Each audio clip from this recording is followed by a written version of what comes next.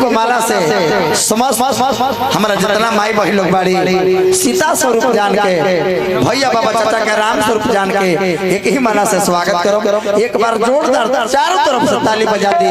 एगो भाई और एगो बबुआ बेटा के सानिध्य में।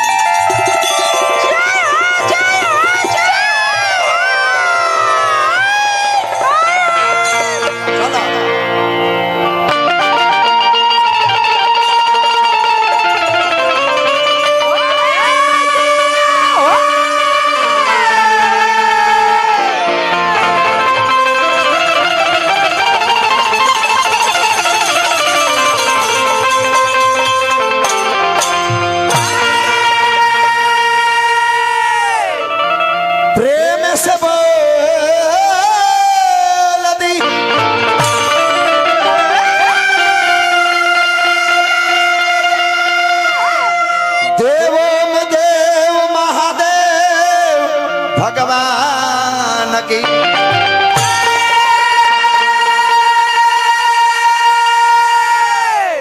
ये जी प्रेम से बोल दी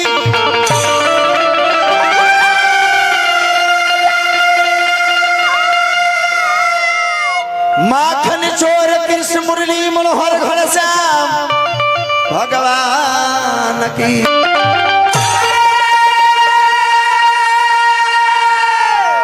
हमने के हिंदू समाज में सनातन धर्म में सनातन क्या है? व्हाट इज सनातन? सनातन है क्या? शुरू से अंत तक ले यदि धर्म की स्थिति बाचल बा वही सनातन है। यदि धर्म की स्थिति बीच में भी गड़बड़ हो जाए तो फिर सनातन रहल कहाँ? सनातन के मतलब खत्म हो जाएगा। ये बबुआ जी 33 करोड़ देवी देवता बा, कहीं कवि के लिखना बा कोनो किताब पर 56 करोड़ देवी देवता बा, कहीं प्रमाण बा के 33 गो देवी देवता बा, कहीं प्रमाण बा के 3 गो देवी देवता बा, आ कहीं प्रमाण बा के 4 गो देवी देवता बा। मातृदेव भव, पितृदेव भव, गुरुदेव भव, अतिथि देवो। लेकिन ओरिजिनल बात तो ये बा सरकार के, जिस घर में माता पिता हंसते नहीं उस घर में देवी और देवता बसते नहीं।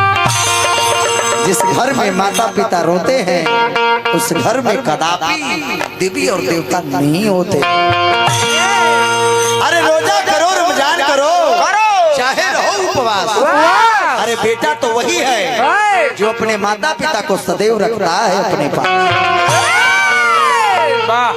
मैं ये नहीं कहता साहब की पूजा मत कीजिए, कीजिए पूजा करना है, धर्म से जुड़े रहना है, लेकिन उसे क्या जरूरत है पूजा और पाठ की जो जीवन भर सेवा की है अपने माँ और कोई माने या न माने ये बात पक्की है। और माता पिता के डांट में ही बेटा और बेटी की तरक्की है। जब 2 गो हाथ वाला माई बाबू जो खुश रही है तो इनकर तो अनंत हाथ बा, इनकर कहे लग जाए। हमने के हिंदू समाज में सनातन धर्म में गौरी पुत्र गणेश बाबा के आगमन होला, आराधना होला, उपासना होला, वंदना होला। लेकिन जौना लड़का के गावे बजावे का मन करेला वो माई से कहेला बबुआ ओम जयंती मंगला काली भद्रकाली कपालिनी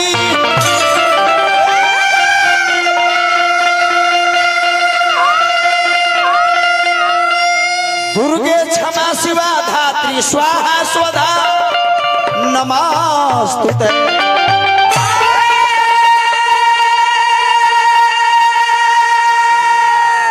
बड़ी सुंदर एगो लय आई रहे गार्जियन के घर द्वार छोड़ रही अरे तोहरे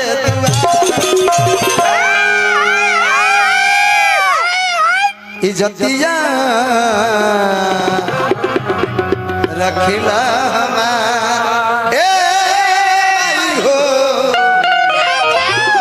इज्जतिया रखिला। यही लेके सहारा लेके लेके माई से कहता लग जा।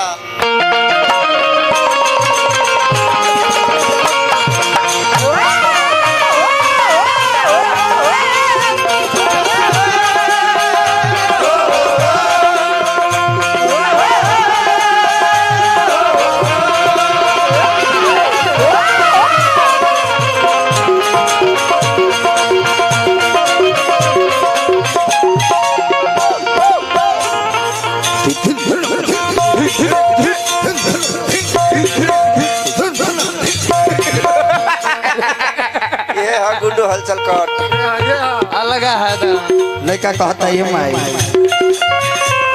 मोरी मैया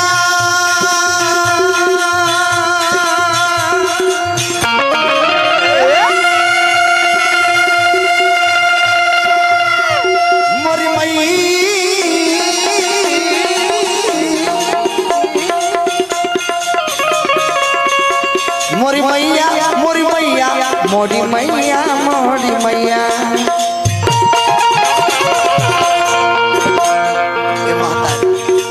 का हो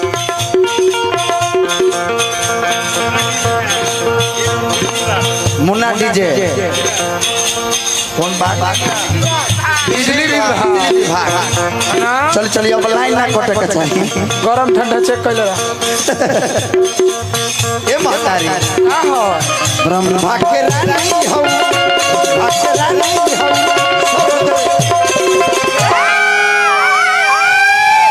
इज्जतिया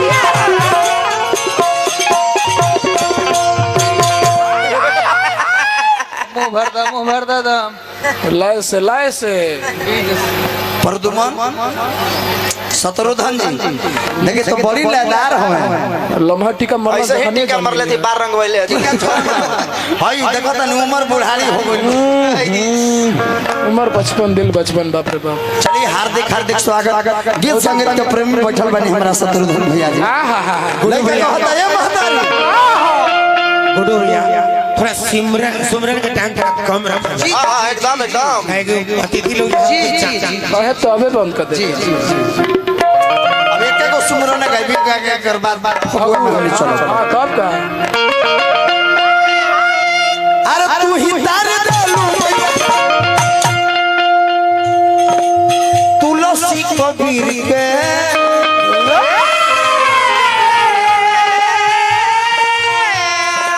ए माई तू तो ओकरा महान बना दलू माई जे मूर्ख रहे जौन डाली पर बैठल बड़े डाली के काटता रहे कालिदास लेकिन आवे जावे आदमी सब बोले हट जा भैया हट जा बढ़िया गिरी तो मुंह जाइबो गिरी तो मुंह जइबो अपने नहीं खान देखा आय अपने नहीं देख हम कहां जाए हम कहां लगी रहो ये महतारी तहरा में इतना शक्ति बा जे कालिदास वाल्मीकि रत्नाकर डाकू के महान बना देलो नैया पार हो हमने रोज सीधा नाम में पता नहीं हरे राम राम राम हरे हरे हरे कृष्णा कृष्णा कृष्णा हरे हरे तब वो शरीर के तरंतरा नहीं खे हो कहीं ना कहीं मन में तू श्रद्धा भाव नहीं तू ही तार डालू मैया तुलसी कबीर के बेटा रत्ना करके बदलू तो कबीर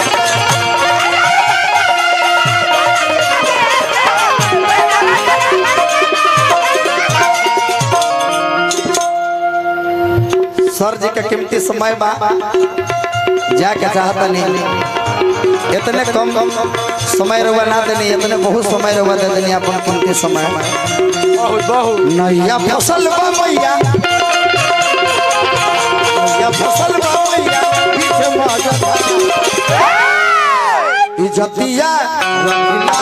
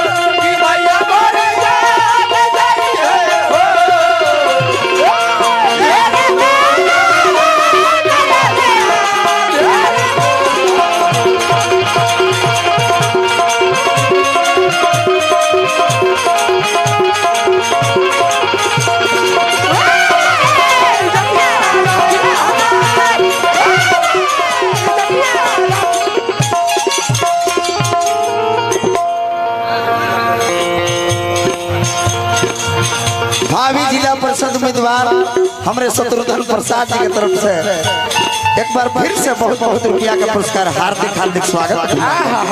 लड़का कहता ये माई हमरो जरा खावा के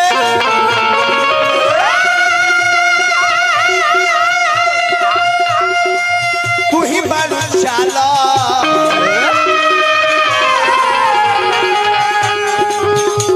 संगीत को वैसा में हमने के विनोद भैया जब गीत संगीत से विदेश में हार्ट के ऑपरेशन होता होला होला भाई गायन वादन चल रही तो जी जी प्रत्यक्ष प्रमाण गीत संगीत नृत्य तीनों के समावेश को हम संगीत कहते हैं।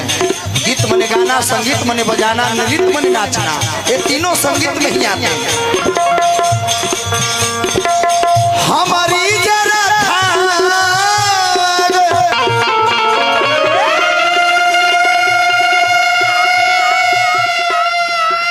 हम लोग कोई शास्त्रीय संगीत के ज्ञाता कलाकार ना हो, लेकिन ये इतना हमके गाते गाते अनुभव हो गई बा और कम रही कि बनारस में जाए तो वही झाल ना बजे जहाँ शास्त्रीय सिखावल जाला, वही बेंजू ना बजे, वही हारमोनियम अच्छा नालो ना बजे, तबला के बेस और टोन आ वही के गवैया लोग अपन हरकत करेला। कैसे हरकत बा बबुआ? दर दर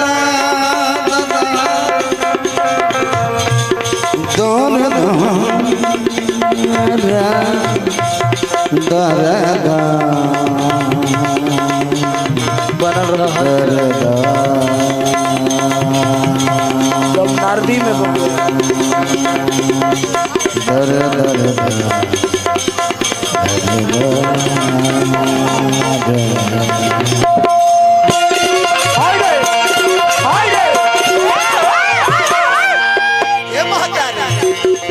हमारी जरा खाना के चालो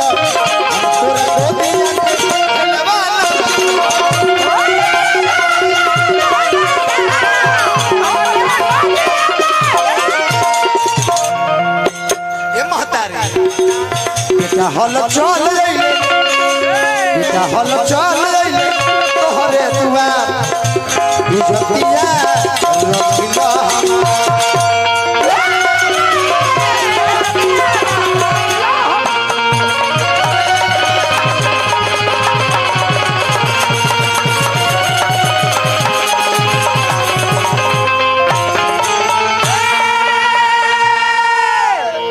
तनी पूजा जी तैयार बाड़ू, आगे लेके काम बा अपना घर द्वार के कार्यक्रम।